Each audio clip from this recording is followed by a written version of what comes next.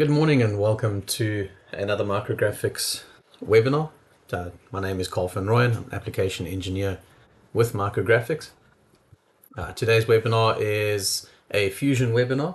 We will be covering surface modeling, having a look at a couple of different basics around surface modeling and seeing what we can do with surfaces within Fusion.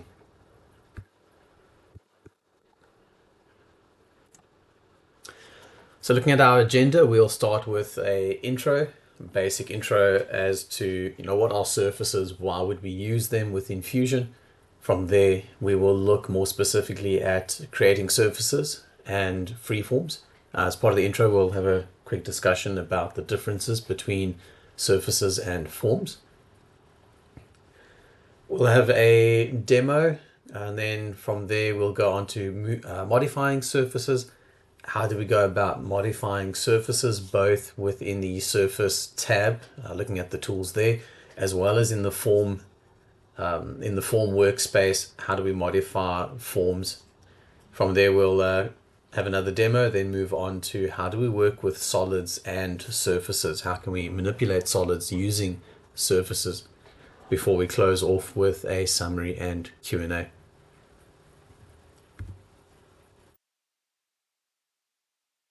So to start off this webinar about surfaces, we need to know what a surface is. So the first part of our introduction will explain what surfaces are, but we also need to know that Fusion has two main ways to create surfaces. As mentioned, the first is the surface options in the surface tab, in the design workspace. And the second is using the freeform or the form environment within Fusion, where we can create a form shape. And from there, once we complete the form, it is then converted into a surface. Now, once a surface is created in either of these two environments, it behaves the same way. So once you complete a form, it converts to a surface. That will act the same as using the standard surface tools.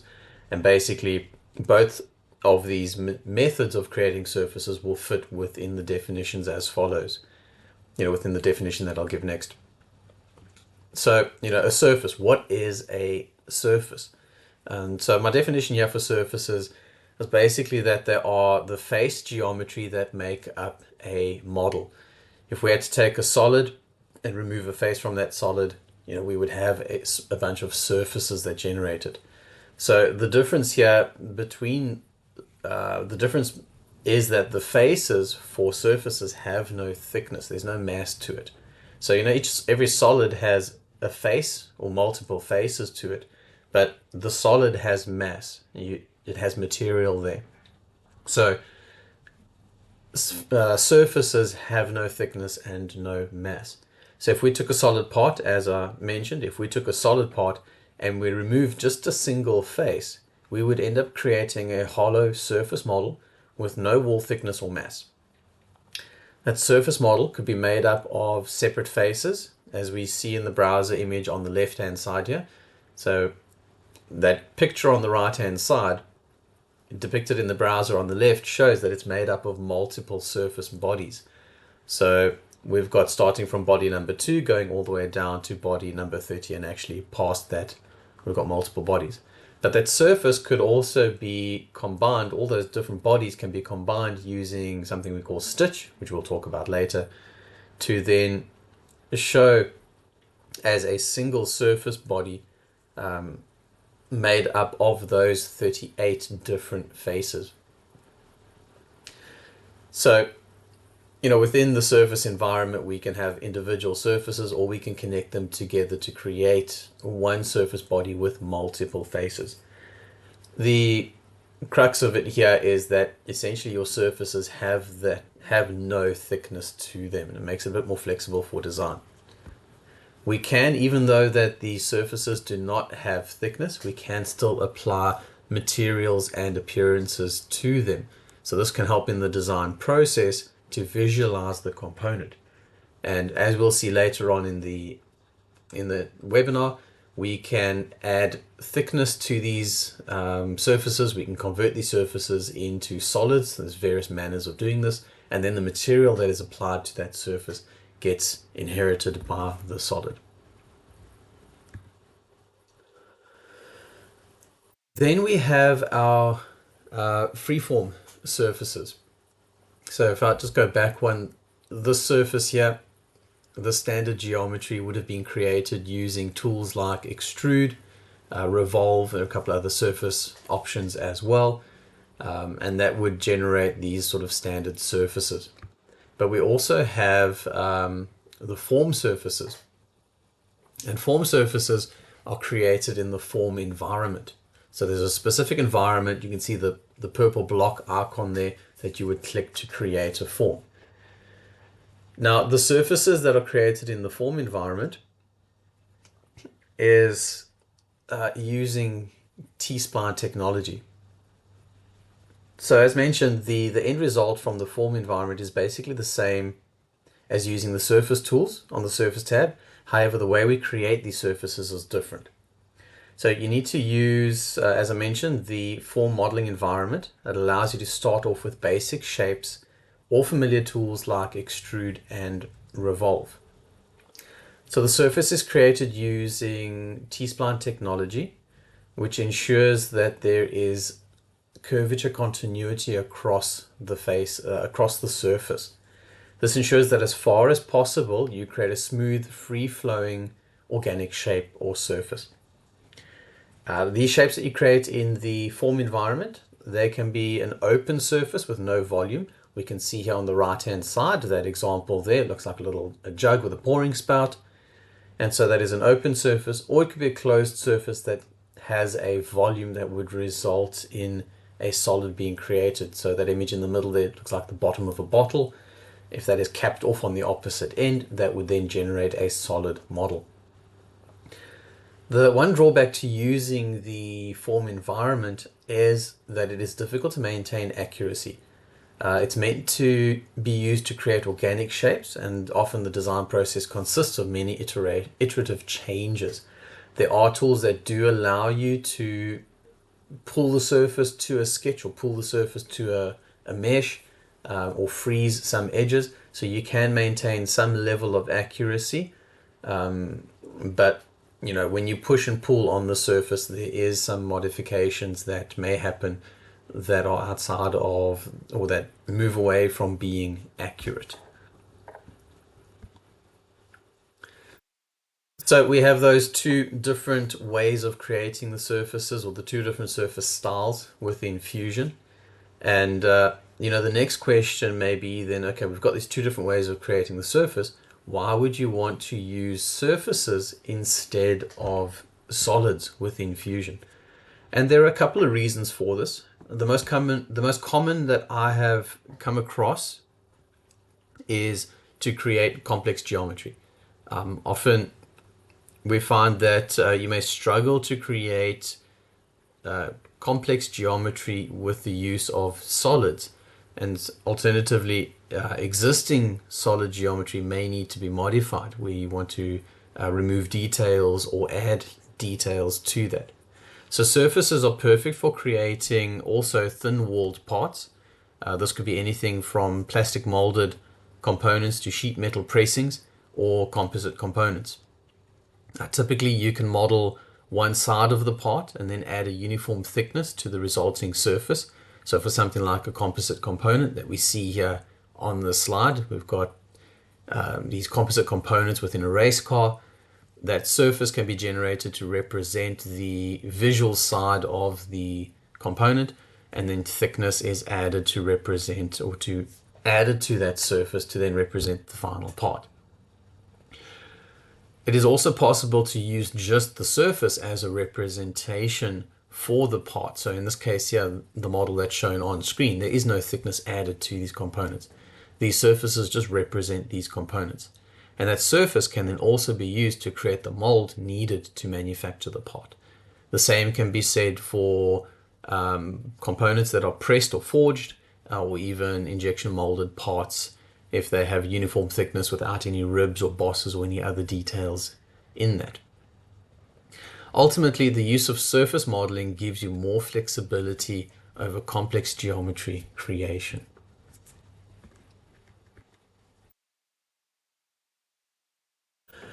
So if we're talking about complex or talking about creating surface geometry, it's time to move on to how we can actually achieve this. So I'll start off with the surface tab in the design workspace. So this is your sort of standard surface modeling.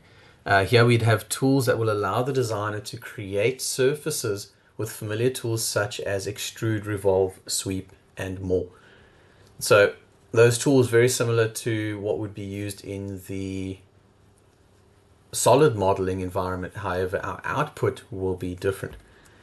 So we can do this using closed profile sketches or even open profile sketches. That's the one difference between solid modeling and surface, is that we can use open profile sketches when doing surface modeling.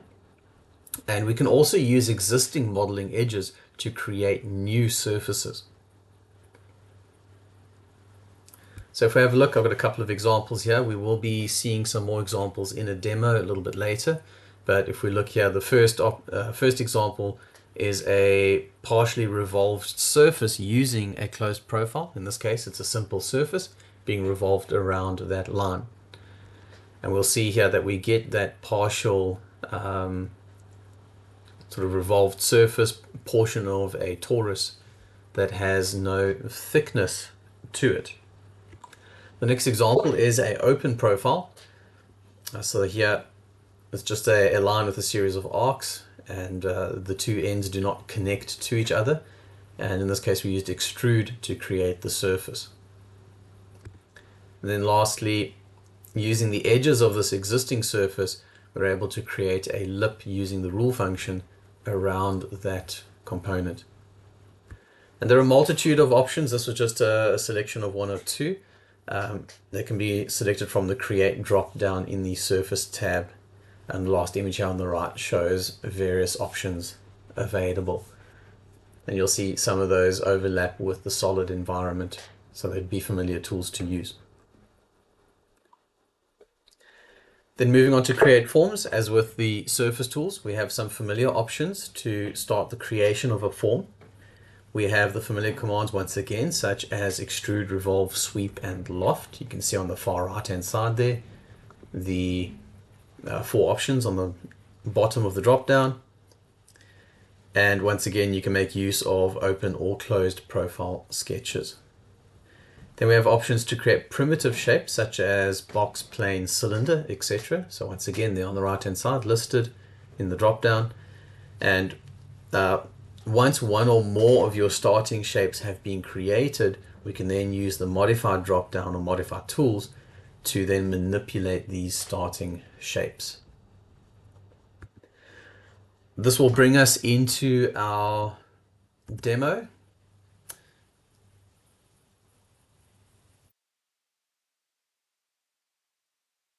Sorry, I'm just checking in chat now. I see there's a question, is there no audio?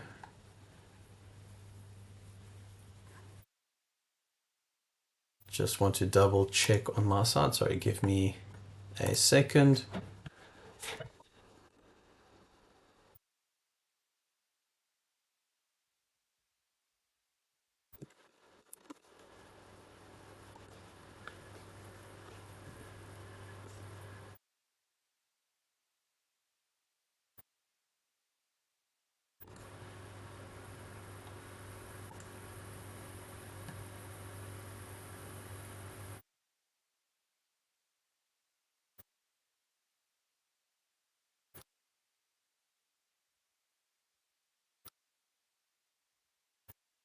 I just want to go into Fusion, just want to double check, open up the live stream to check if there is audio.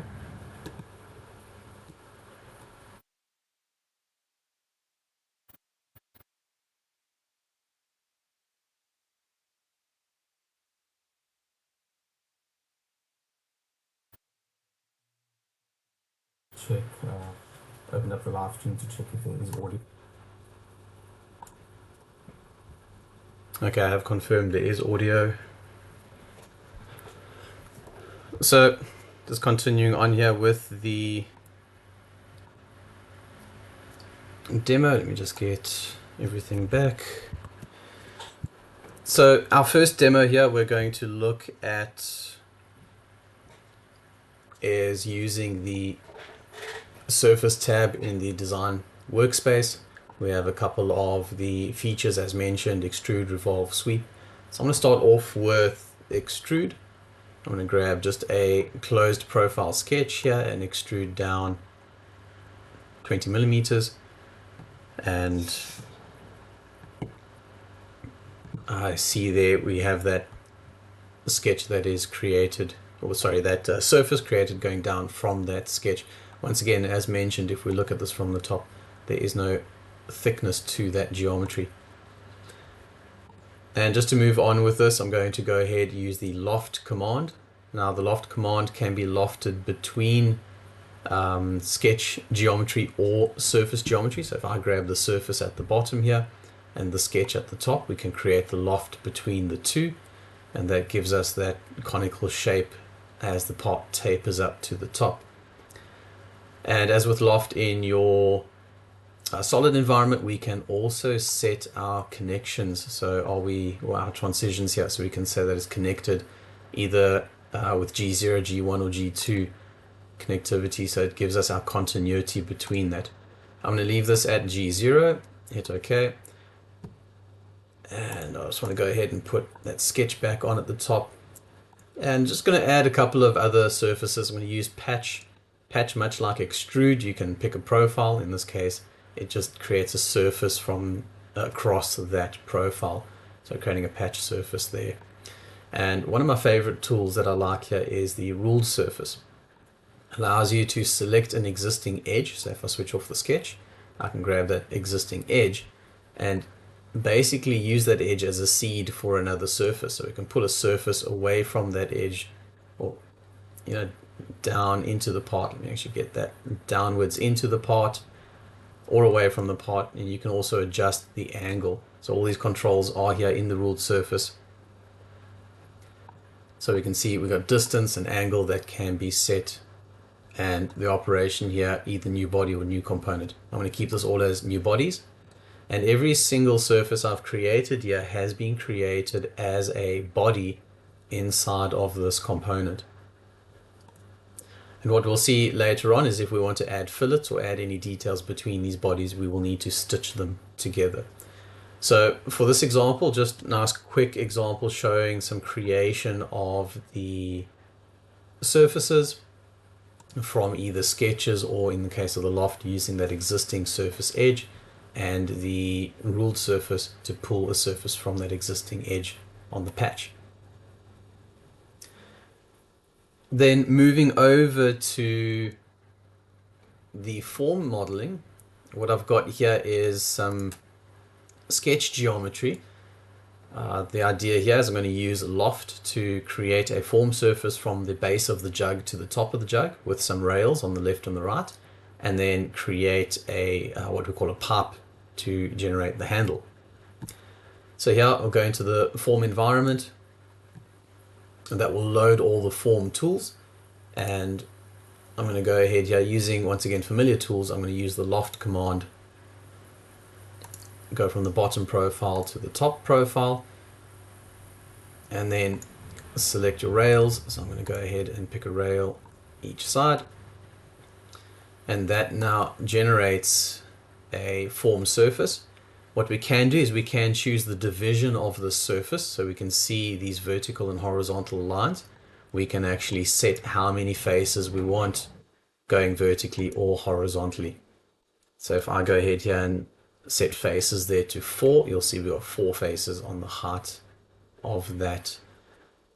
And note that the less amount, or the less faces we put, the more accurate we are against that sketch. And this is once again where that accuracy comes in that I mentioned from the presentation. So the more faces we put in, the more accurate we can get. I have sort of from experience noticed that it also becomes a little bit more difficult to manage if we have more faces in that object. But I'm going to click OK. That creates a open-ended surface body here. I'm going to go ahead and switch the handle sketch back on, and I'm going to go ahead and create what is called a pipe. And the pipe allows you to select, basically like a sweep, it allows you to select a center line, and that shape will then be moved along the center line or swept along the center line. So the pipe is typically a circular cross section, as mentioned, or as its name would lead you to believe. And from here we can set a diameter. So that looks like a bit of a chunky handle. I'm going to go with 15 just to bring that diameter down. And we can also go and view end type, so we can choose if we want open ends on that pipe or closed ends on the pipe. And we can also go to segments, and we can then set how many segments do we want. So we can slide the slider to have more segments, and you can see we get more faces on that pipe. If we go to the left, we'll get less faces. So I'll hit OK, that'll generate the pipe. And lastly, what I want to do across the bottom here is go ahead and add a cap to the bottom. So I'm going to go ahead here and just use the fill hole on the modifier. We will get to the modifier commands a little bit later on in the presentation, but for now I just want to quickly add in a bottom here. Actual fact, I'm going to wait for that. I want to go with a different modifier tool, but for now just those two basic shapes, and we'll come back and we'll modify this a little bit later on after we've gone through that section of the presentation. So you can see there slight differences in the environments. We'll see more differences with the modification. You can see here just a quick preview.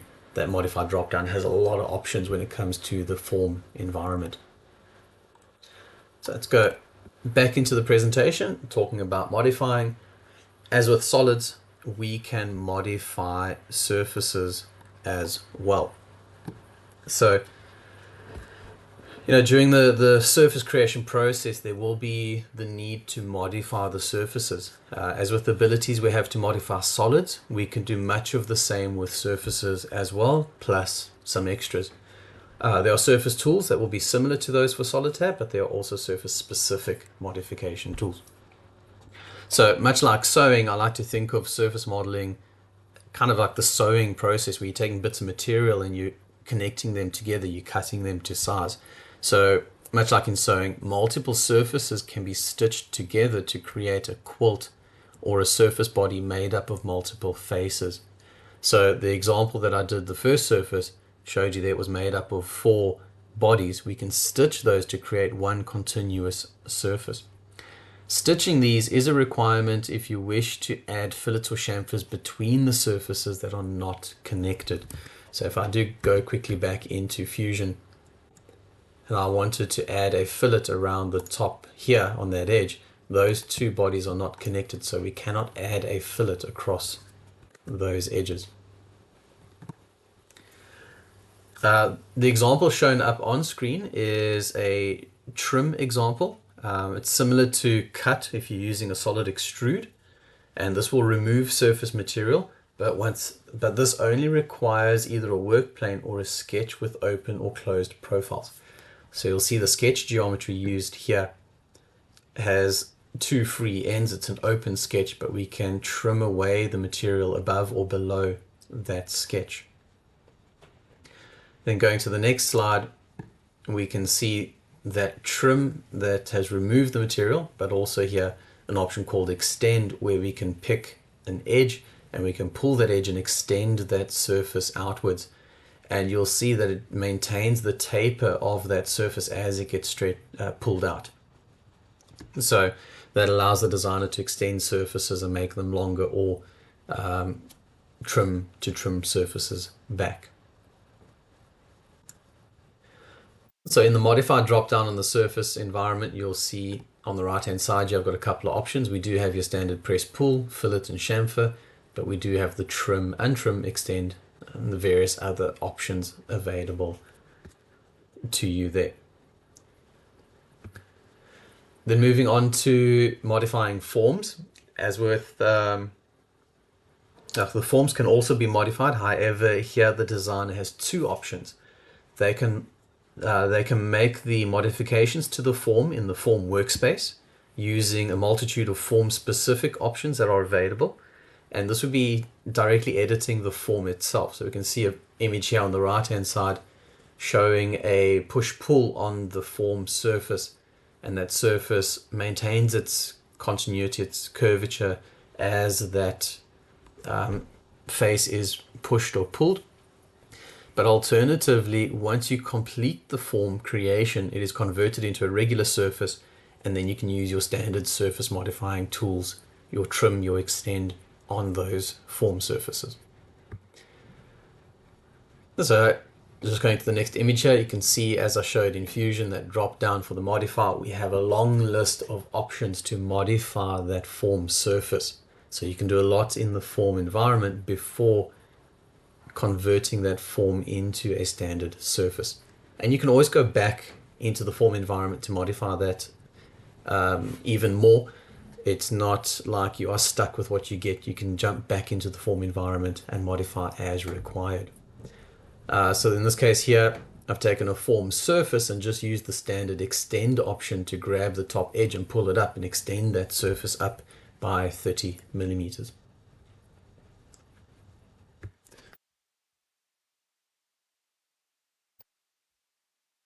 What I'm going to do here, I'm actually going to jump into a demo first before we go into the using solids. I'm just going to go back into Fusion just to have a look at the modify commands.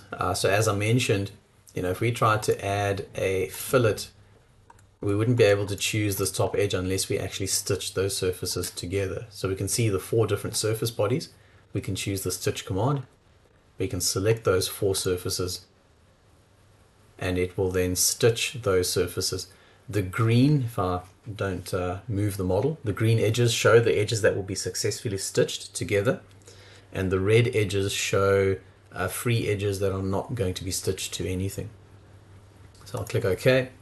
That will then stitch that into one body, and you can see that body consists of 4 faces.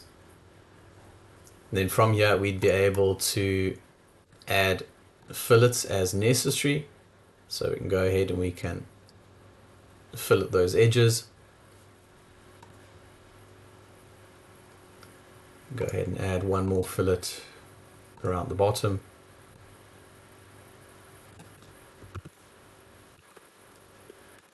Let's see what size fillet can I fit in here. I'm going to go with let's say a 40. That's a little bit big.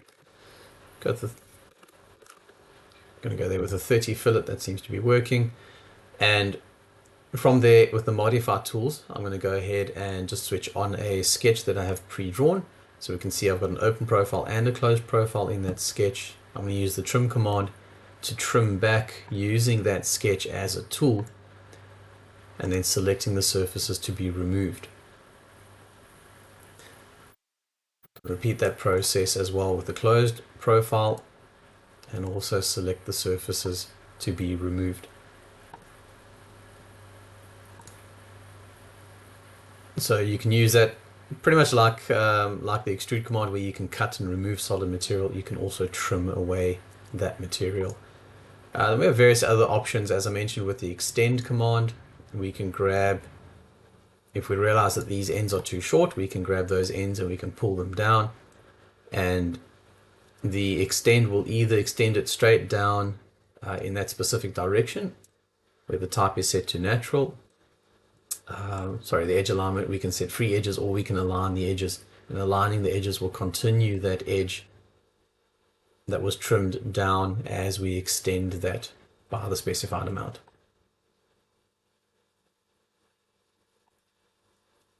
So various options down here. We can also unstitch if we have imported a surface and we need to make modifications. We can also unstitch and separate that into the various separate faces. Then on the jug side, we are going to have a look here at modify. Just a very quick option, couple of things here. We're going to edit form. Edit form here allows you to basically select points, edges, or so basically vertices, edges, or faces, and make direct edits to those faces, push and pull on them like Play-Doh, move them around.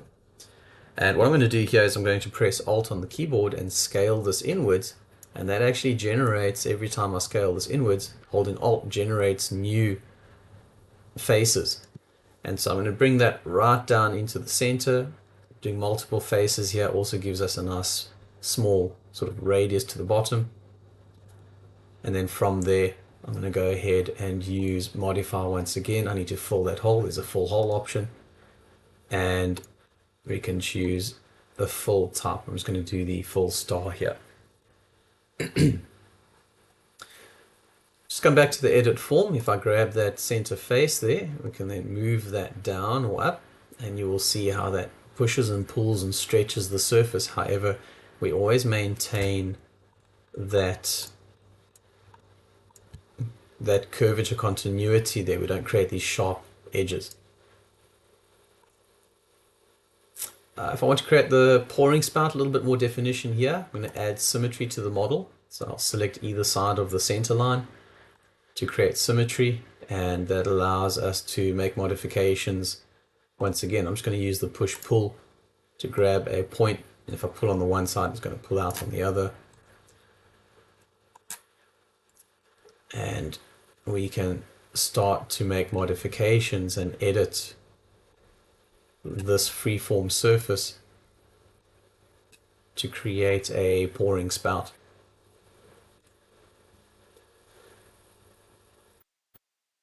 So I'm not going to go too much more into this. We could modify the handle if needed, make changes there. There's probably a whole day's worth of training, if not more, available just in this one drop-down list. There are so many options there.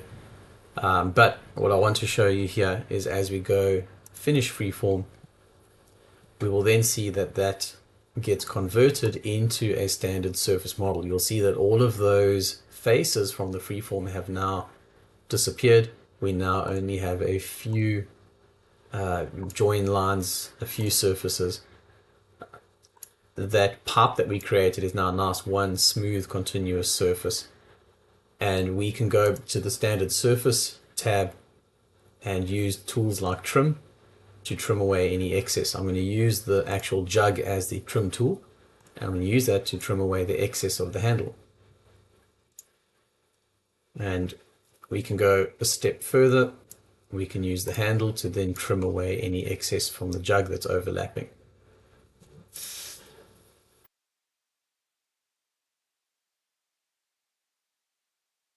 So we can create that freeform, and then have the freeform converted back to a standard surface. I can go ahead and stitch all of that together, and then add in a fillet.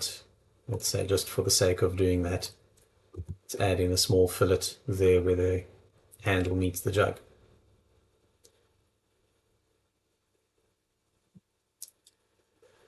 And so that allows you to make those modifications as needed, either in the freeform environment or using the surface options. And if we do go back to form, double click back on form, that brings us back into the form environment, and we can continue to make changes. I'm just going to do very basic push-pull changes here, and just maybe make the jug a little bit wider, add some volume to it, and when we finish form, those surfaces will update to show that change. So it allows you to create those organic shapes, and then from there convert them into these surfaces that allows you to move on with the design process. So from there, I want to move on to using solids and how we can use surfaces to either create solids or actually modify existing solids.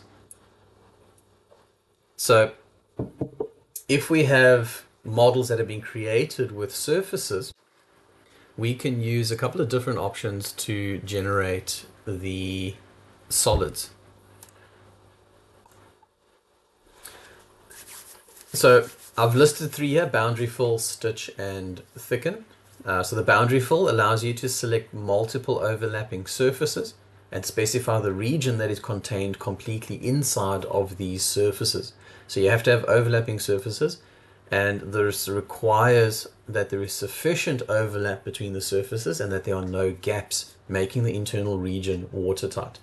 So that boundary fill icon shows a sphere and a cube that overlap, and that area between that overlapping volume can be converted into solid geometry using those two surfaces. Then stitch connects all the selected surfaces that meet edge to edge the stitch can be used to connect all the surfaces that meet edge to edge. As with the boundary fill, the enclosed region needs to be watertight to create a solid. So if I do go back to Fusion quickly, and we go back to this example, where I stitched this, all of those surfaces met edge to edge and they were connected to each other at the edges. Where there were free edges, there were no connections made. And because this was open, there was no watertight region inside, it maintained it as a surface. But if we had to create closed regions, if we had to cap off the top and the bottom and stitch it, it would then convert into a solid. And then lastly, thicken can be used to add thickness to a surface body. The thickness is added uniformly throughout the surface, and there is no need for a watertight region. So thicken would basically be something like a composite panel or a sheet metal pressing, where you have the surface representing the shape of the part, and we can then add a uniform thickness throughout the part. And then lastly, alternatively, surfaces can be used to modify existing solid geometry, where you can add or remove details by deleting faces and then closing off those open areas. And deleting faces would convert a solid into a surface to allow you to treat it as a surface. So what we see on the right hand side here, going back to the stitch, is a model that is made up of a couple of faces. We can see body 1, 9, 10, 11, 12, 13 are the different faces, and when they are stitched together, we don't see much change in the actual model itself. We see two of the lines disappear as the surfaces are stitched together, but it's converted into a single solid body because those surfaces are watertight. This result actually comes from a solid that looked like this, where that groove was removed from the solid and then surfaces were added to then smooth it back out to remove those grooves. I actually had a customer that wanted something similar to this. They had a complex model of seat foam which had a lot of grooves in it for airbags and heating, various other functions for the grooves, but they wanted to essentially de-feature that and remove all of the grooves and cavities so that they could do testing on the basic shape. So this leads us into the demo. I'm going to go ahead basically here, looking at this model. I have pre-set up this model so we can skip through this quite quickly and easily, give you the idea of the process and what happens. So firstly, if you are on the surface tab and you use the delete function, so you can just use the standard delete option.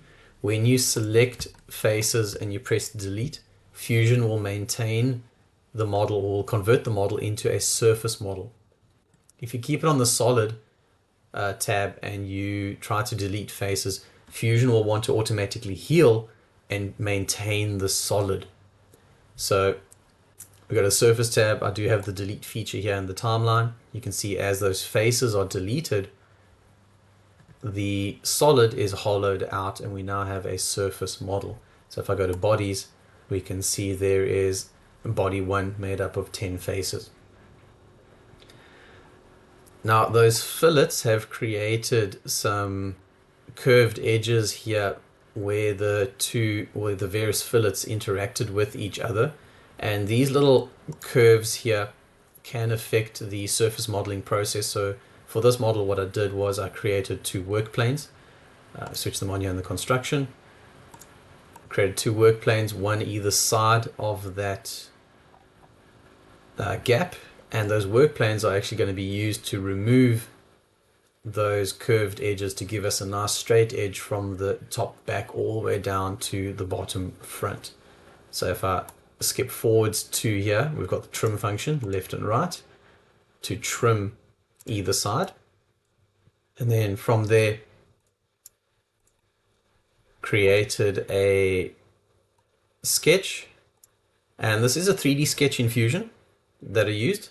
Basically in the 3D sketch here, we're able to project go ahead into the sketch, we're able to enable the 3D sketch option and use create, project, include 3D geometry, and able to then include edges of the model into the sketch, and then I use the spline command to create and constrain splines across the gaps. So these splines will be used to drive the surfaces that we need to create, and I've applied a smooth constraint to keep that transition from the geometry into the sketch as smooth as possible.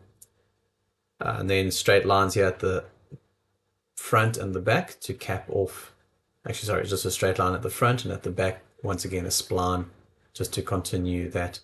If I measured the geometry here, it gives us a length, so I know it's not a perfect arc. If I got a radius as a result for the measurement, then I would know that's a perfect arc. We could use the arc command to draw an arc across that gap, but because I get a length, I use the spline command. So using that set of sketches, we can then generate some surface geometry. So here at the back, use the patch command. We go ahead and double click on the patch command and selected the edges. In this case, I had to switch off the edge chaining and selected the 4 different edges where I need to control and create the patch to patch up the back. The same was done for this hole on the front. It was also patched. And then a loft was used to loft from the back over to the front to stop at this point here. And that loft has its has its profile at the front and the back, and the rails left to right to drive that. And the rails themselves are curvature G2 continuity with the existing surfaces. And what I like about this is that when you are creating these rails, you can actually go and look at curvature maps and you can see how the part has its curvature affected by changing these settings. Now in this case, we don't see much on that curvature map, but we can also see the UV lines on the surface as well. So there's the first loft, another patch on the front. It's a flat surface, so it's easy to patch. And then the last one, the gap here, to recreate that fillet, created another loft there. And in this one, I know we'll see a little bit more information on the analysis if we look at the curvature and we adjust the continuity. Let's say if we go between G1 and G2, we can actually see in this case the failure on the sweep, sorry, on the loft. But if I go ahead, let's change this G1, see if there's any change there. In this case, not seeing much change once again on that analysis, but I do like to view the analysis anyway and have a look at what is going on with the surface to see if there are any potential problems with the creation of that surface. And click OK, and that will generate that surface. Now we have this various bodies now that make up a overall shape, and we can see that there are no gaps on this model, so it should be a watertight model. So if we then use the stitch command as mentioned, highlight all of the faces. So I'm just going to drag a box over everything.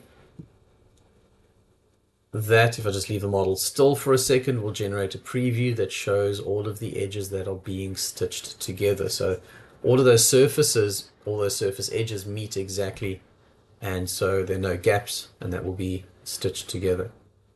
We'll hit OK, and that converts that then into a solid. So if we go ahead and do a cross-section inspection here, we can see that that is now a solid surface, sorry, a solid model. And lastly, just out of interest's sake, I'm going to do a curvature map analysis of the solid, and we can see the various changes in curvature, and it looks nice and consistent across. We don't have any other colors or shading at the seams. So that looks like a pretty good closing up or removing of the material there, those features on that part.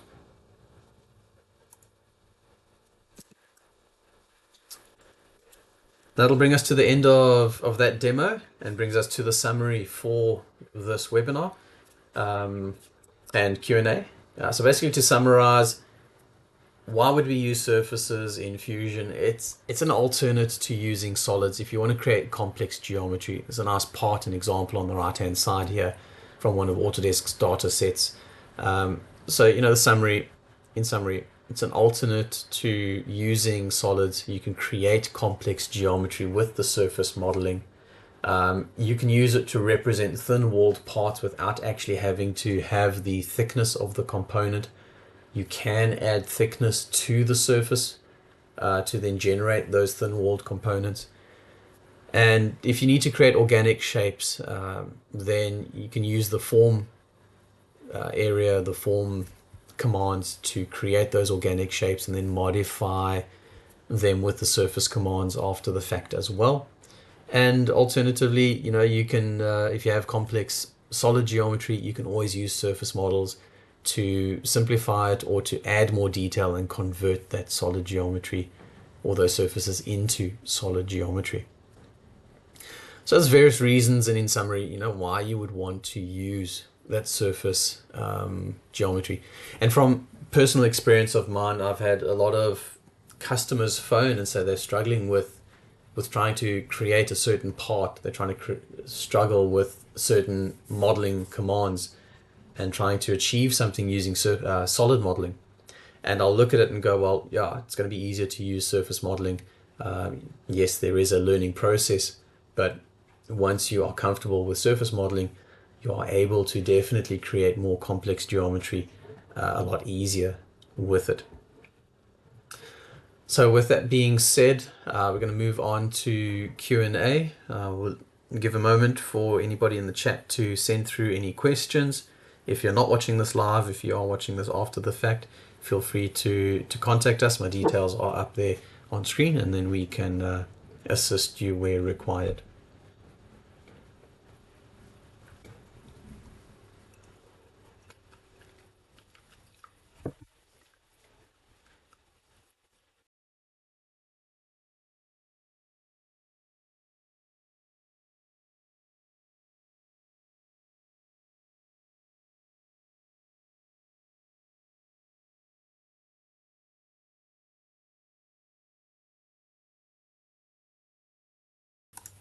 If you do have any questions, feel free to pop them in the chat, and then I can answer those as they come through.